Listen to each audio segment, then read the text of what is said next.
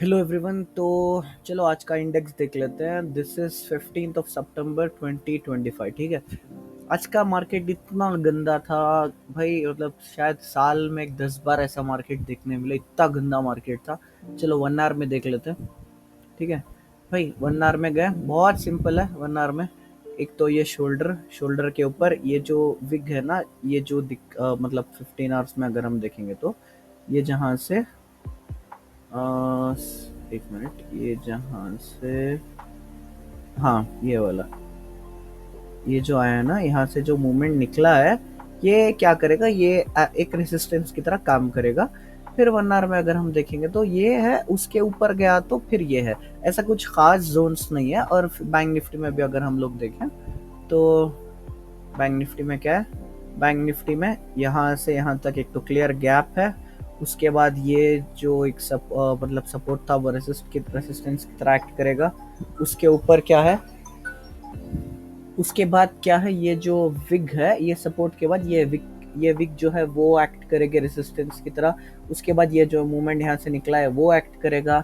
तो इसके ऊपर ये गैप फिलिंग एक्ट करेगी। इसके ऊपर अगर हम देखें तो ये क्लोजर एक्ट करेगा। ठीक है, इतना ऊपर नहीं जाएंगे, बट चलो 5 मिनट में अगर हम देखेंगे तो क्लियर है। यहाँ से यहाँ तक फर्स्ट एक वो जो गैप दिखाया था वो है, उसके ऊपर यहाँ जोन है, उसके ऊपर यहाँ जोन है। ठीक है, तो बैंक निफ्टी भी कहीं ना कहीं क्लियर है। अब निफ्टी अगर हम देखें तो निफ्टी 5 मिनट में अगर हम देख लेंगे तो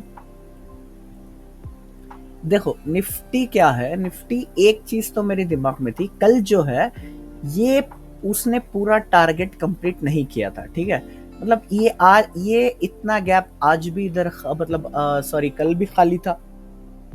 तो क्या होगा, मेरे दिमाग में ये चल रहा था, अगर मार्केट इसके ऊपर, ये लाइन के ऊपर कहीं आए तो देखो ये जोन से मार्केट ने कंटिन्यूस रैली की है। ठीक है, तो अगर इधर भी वो जोन पे मिलेगा तो कहीं ना कहीं कंटिन्यूस रैली आएगी। ठीक है, तो देखो ये मैं, मेरे दिमाग में ऐसा था कि ठीक है, ये जोन पे अगर मिल रहा है तो मार्केट फिर रैली करेगा।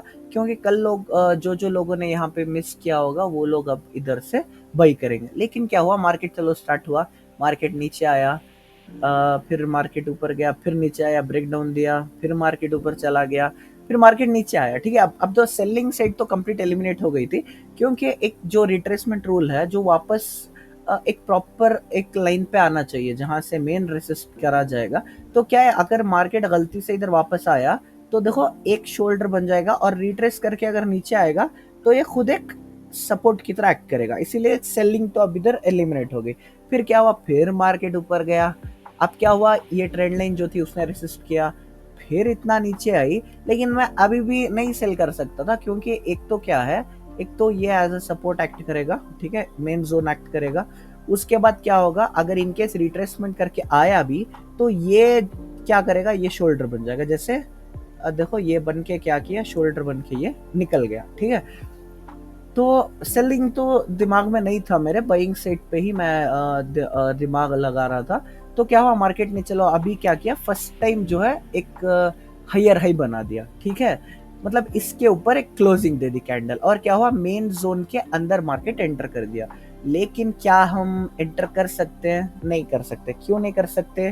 पहली बात तो ये जो जोन है, मार्केट अब इस पे टच करेगा, ये टच करेगा। ठीक है, तो और चांस क्या है, मैं हमेशा बोलता हूँ एक कैंडल की क्लोजिंग पे सब एंट्री करोगे तो बहुत ज्यादा चांस है मार्केट क्लीन से ट्रैप करके ऐसे नीचे आके रिट्रेसमेंट करके और नीचे चला जाए, तब यहाँ से लेके यहाँ तक एक पाक शॉर्ट हो जाएगी। तो अगर हमें उसे एलिमिनेट करना था तो एक इसका भी जो हाई है उसको ये ब्रेक करना था। ठीक है, तो क्या हुआ, मार्केट ने ये भी ब्रेक कर दिया। फर्स्ट ऑफ ऑल ये क्या टाइम हो रहा है, 11:43 ना, 11:43, हाँ 11:43, तो मार्केट इधर ही है। तो एक तो जो रूल है, दो इंडेक्सेस में भी शॉर्ट आना चाहिए तभी हम कंसिडर करेंगे, वो इधर फेल होता है। क्योंकि 11:43 इसने तो ब्रेकआउट दिया, लेकिन ये क्या है, ये अभी भी जोन में ही है। तो वो तो एलिमिनेट हो गया। चलो अब हम चलते हैं, जैसे मैं बोल रहा था, अगर उसको एलिमिनेट करना है तो ये हाई को भी उससे ब्रेक करना पड़ेगा। तो क्या हुआ, वो पाक से ब्रेक भी कर दिया। फिर यार इतना दिमाग चल रहा था कि मैं इधर खरीद लूं, क्योंकि एक तो मेरे दिमाग में चल रहा है कि यहाँ से यहाँ तक जो कंटिन्यूस रैली आई वो यहाँ से यहाँ तक क्लीन से कल का गैप कवर कर देगी, लेकिन मैं वो नहीं कर सकता। क्यों नहीं कर सकता? क्योंकि जो रिट्रेसमेंट का रूल है, तो ये जो मेन रेसिस्टेंस एक्ट कर रहा था, अब वो सपोर्ट बन जाएगा, है ना? तो अगर रिट्रेसमेंट का रूल प्रॉपरली फॉलो करना है तो कहीं ना कहीं इसको वापस इधर तक आना था। तो क्या हुआ, मार्केट एकदम से निकल गया। अब अगर मार्केट रिवर्स आता, जैसे इधर आया, तो क्या हुआ, जो ये शोल्डर बना के निकला है, अब ये सेल्फ खुद ही एक रेसिस्टेंस बन जाएगा।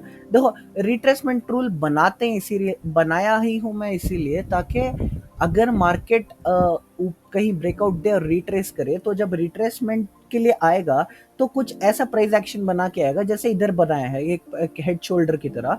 तो क्या होगा, हेड शोल्डर या फिर कोई भी प्राइस एक्शन बनेगा आने के टाइम, नीचे जब वो आएगा रिट्रेसमेंट पे, तो वो ब्लॉक कर देगा। अगर देखो क्लियर आएगा तो क्लियरली ऊपर जाएगा, लेकिन अगर प्राइस एक्शन कुछ ऐसा जैसा ये ग्राफ पे दिखा है बना के आएगा, तो एक तो क्या होगा, अब ये हेड शोल्डर बना के आ गया, अब शोल्डर भी एज अ रेसिस्टेंस एक्ट करेगा। उसके साथ साथ क्या है, ये अब तो हेड भी एक्ट करेगा, क्योंकि स्मूथली वापस नहीं आया है। तो जो लोगों ने भी इधर कहीं पे बाई कर लिया, तो उनका तो अच्छा खासा लॉस हो गया। तो अगर हमने रिट्रेसमेंट रूल फॉलो किया होता, देखो रिट्रेसमेंट रूल क्या है, रिट्रेसमेंट रूल प्रॉपर ये लाइन पे आना चाहिए। अब इधर मार्केट सपोर्ट ले रहा है, इधर वापस इधर आएगा, मैं बाई कर लूंगा, तो वो रिट्रेसमेंट रूल नहीं है। रिट्रेसमेंट रूल जो है, जो वही है जो प्रॉपरली एक जहां से प्रॉपर ब्रेकआउट है वहां तक आना चाहिए। तो देखो, जब ये इधर आया, ये लाइन पे जब ये आया पूरी तरह से, तो तब तो इतना इंस्टेबल हो गया था। तो देखो, तब पाक से पता चल रहा था, अगर इधर से ऊपर गया तो ये shoulder as a resistance act करेगा, ये हेड एक्ट करेगा। इन केस इधर ब्रेकआउट दिया तो ये अब ऊपर ही एज ए रेसिस्टेंस हो जाएगा। तो क्या होगा, एक स्मॉल टारगेट होगा। रूल क्या है, don't chase for small target. Small targets नहीं पूरे होते हमेशा से। तो क्या होगा, अब तो एक अगर हम प्रॉपरली रिट्रेसमेंट रूल फॉलो किए होते तो क्या होता, अब हम बच जाते। अगर नहीं किए हो, एक मतलब ऐसा एकदम बाइंग रैली देख के एंटर कर दोगे तो ऐसे ही लॉस होगा। और एक ट्रेंड लाइन रूल है, वो भी जाके तुम मेरे चैनल पे देख सकते हो। वो भी क्या है ना, वो भी इधर अप्लाई होता है, क्योंकि ट्रेंड लाइन रूल बेसिकली क्या बोलता है, हर जो माउंटेन की जो ये जो नोक है, तो देखो ट्रेंड लाइन का मतलब जहां से ट्रेंड लाइन स्टार्ट हो रही है, उसके ऊपर ही ब्रेकआउट कंसिडर होता है ट्रेंड लाइन लॉ में, ठीक है। वरना क्या होता है, यूजुअली ये जो हर माउंटेन का जो टॉप है, वो हर चीज एक रेसिस्टेंस की तरह एक्ट करेगी। ये भी रेसिस्ट करेगा, ये भी रेसिस्ट करेगा, ये भी रेसिस्ट करेगा। तो एक तो इधर ट्रेंड लाइन भी चल रही थी, तो वो भी एक रूल इधर ब्रेक हो गया था। मतलब अगर हम एंट्री करते तो एक रेसिस्टेंट रिट्रेसमेंट का रूल भी हम ब्रेक कर देते, तो इधर बाइंग भी नहीं था और सेलिंग तो हम कर ही नहीं सकते थे, क्योंकि जब ये नीचे आया डबल टॉप बना के, तो अगर ये मैक्सिमम इधर जाके अगर होल्ड करता रिट्रेसमेंट थोड़ा टाइम, तो शायद कुछ एंटर कर सकते थे। लेकिन ये एकदम हैवीली नीचे चला गया, और फिर इधर सपोर्ट है, ये लाइन पे भी सपोर्ट है, तो मतलब कुछ नहीं हो सकता था, एकदम जैम मार्केट था। बैंक निफ्टी भी देखो, बैंक निफ्टी क्या हुआ, बैंक निफ्टी का मेन जोन जो था ये और ये था, ठीक है। ये तो कल का था, कल हम जप रहे थे कि ये इसको कवर करे, बट वो नहीं किया। तो क्या हुआ, आज मार्केट ओपन हो गया, फिर क्या हुआ, मार्केट ये जो लाइन था फिर जोन के नीचे आ गया, फिर ये खिला रहा था, लेकिन ये बहुत छोटा जोन था और 55,000 मेनली साइकोलॉजिकल लेवल भी था। तो क्या हुआ, मार्केट ने ब्रेक डाउन कभी किया ही नहीं। देखो, एक तो ये डायरेक्ट ब्रेकआउट है, ठीक है, डायरेक्ट ब्रेकआउट और ऑलवेज डेंजरस। तो direct breakout without a trap में एंटर ही नहीं करता। तो अगर ट्रैप कंप्लीट हो गया है तभी मैं डायरेक्ट ब्रेकआउट एंटर करता हूँ। तो क्या हुआ, एक तो ये ट्रेंड लाइन बनाते रहा, फिर कहीं पे इधर ब्रेकआउट तो दिया, मतलब जब ये इधर ब्रेकआउट दिया ना, तो ये भी इधर ब्रेकआउट दिया। लेकिन क्या है, एक तो ये ट्रेंड लाइन है, ट्रेंड लाइन का और एक रूल क्या है, मार्केट को अगर ट्रेंड लाइन नीचे ऐसा जा रही है तो उसका सपोर्ट लेके ही मार्केट जाएगा, तो ऊपर जाएगा। वरना क्या होगा, अगर इधर ब्रेकआउट दे दिया है और ट्रेंड लाइन इतनी दूर है, तो वो ट्रेंड लाइन टच करने पक्का आएगा। तो एक तो इधर दिख रहा था कि मार्केट अगर ट्रेंड लाइन टच करने आया तो ये क्या होगा, मेन जोन के नीचे आ जाएगा। अब अगर मेन जोन के नीचे ट्रेंड लाइन टच करने आया, तो क्या होगा, मेन जोन जो सपोर्ट था वो उसका रेसिस्टेंस हो जाएगा। और साथ में निफ्टी का भी बहुत अनक्लियर सिचुएशन था, एक तो ट्रेंड लाइन लॉ ब्रेक हो रहा था, और रिट्रेसमेंट प्रॉपर होता तो ये शोल्डर रेसिस्टेंस कर देता। तो बहुत बहुत अनक्लियर मार्केट था।